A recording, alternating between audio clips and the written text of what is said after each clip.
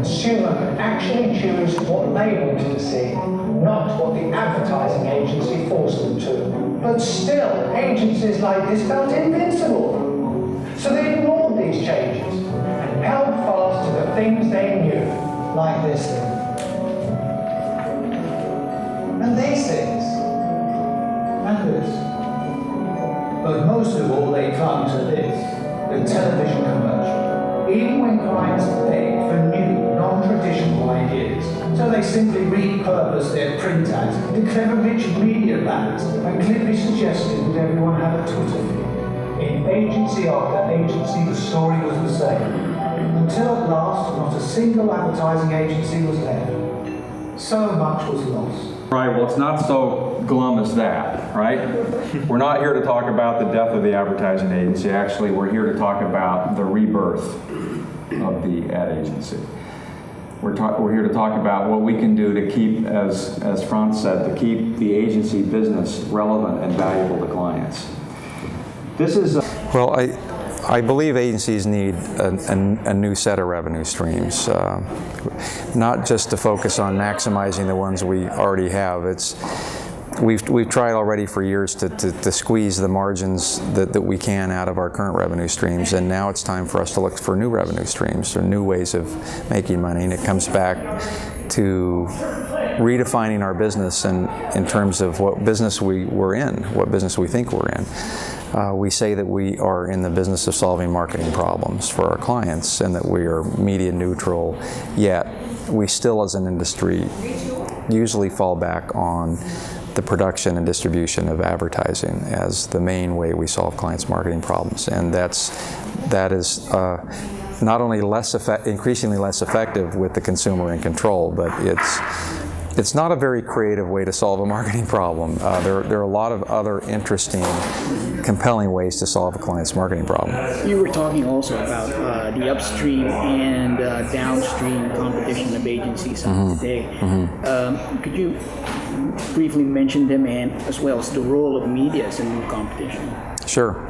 Well, the idea is that agencies have been worried about, mostly I think in the past, the upstream competition, which is the consultancies, the brand consultancies, marketing consultancies, and market research firms. They're worried that those firms have taken away the strategic business from agencies, and that's largely true. They have.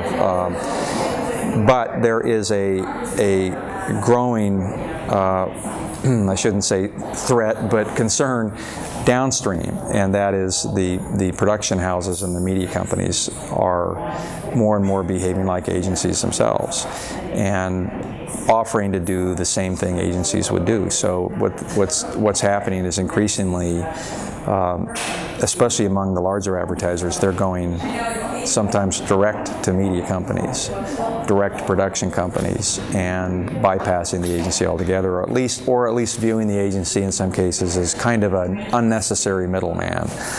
So agencies are getting squeezed from both sides, both the upstream and the downstream competition, and it turns out there's very little left over.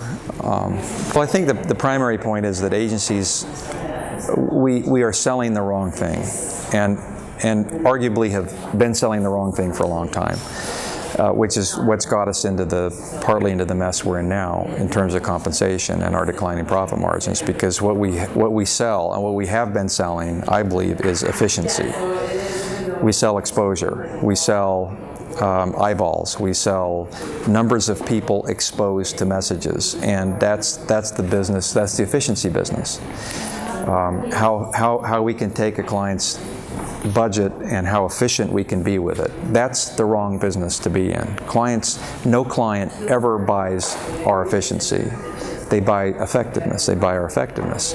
And we spend so much time tracking, measuring, selling effectiveness, and efficiency, and very, very little time defining, tracking, analyzing effectiveness. That's what we should be selling. I like the idea of the question: would you prefer an efficient doctor or an effective doctor? You were talking also about the difference between selling to a smaller audience for a longer time, as opposed to selling to a greater number of audience for a shorter Yeah. time. Yeah. Well, we're being forced to do that because of the fragmentation of media. There's increasingly no mass media. You know, decades ago, some network television shows were capable of reaching 40% of TV households. 40%. Today, the highest rated television program reaches no more than 2%. At least in the U.S. And so this idea of reaching mass audiences, we can no longer really do that, except with World Cup, Super Bowl, you know, there are a few exceptions. So this fragmentation of media means that what we're really doing is we're reaching smaller audiences rather than bigger, and agents and we're reaching them not only through fragmented television, but through increasingly online, where people are willing to spend more time.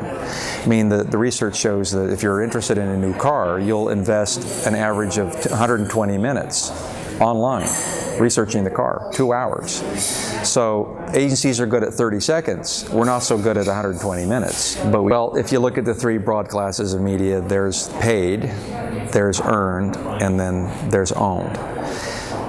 And the natural order of priority for agencies is to start with paid. Let's look at the client's media budget, and then let's figure out how far that goes. When we've exhausted that, let's turn to earned, because maybe there's some PR spin that we could give it. And then owned is sometimes forgotten altogether, or at the very best an afterthought in which the agency thinks, is there a way we could involve employees here? But the agencies that are really doing the interesting work, and I think creating real value for their clients, are doing just the opposite. They're starting with owned media and saying, how can we maximize the channels that already exist, the client's product, package, distribution, building, cars, uniforms, all those things that are already there. Let's start there. Then if that's not enough, let's move up to earned. And if that's not enough, then we'll have to use some paid media. Now we're in an era where consumers now get more information about brands from other consumers than they do from brands. That's one point. And the other is that consumers now outspend advertisers in the media. We as consumers spend more money in media, on media, than advertisers do. And so the point is that brands will never be able to outspend consumers. Consumers will outspend and outmessage the brand from here on out, and that's a pretty big adjustment for marketers with big budgets who have always had the attitude, you know, he with the biggest budget wins. No longer true. That is not true. And in fact, most of the notable brands in the past 5-10 years were not brands with the biggest marketing budgets. Most of them didn't advertise at all.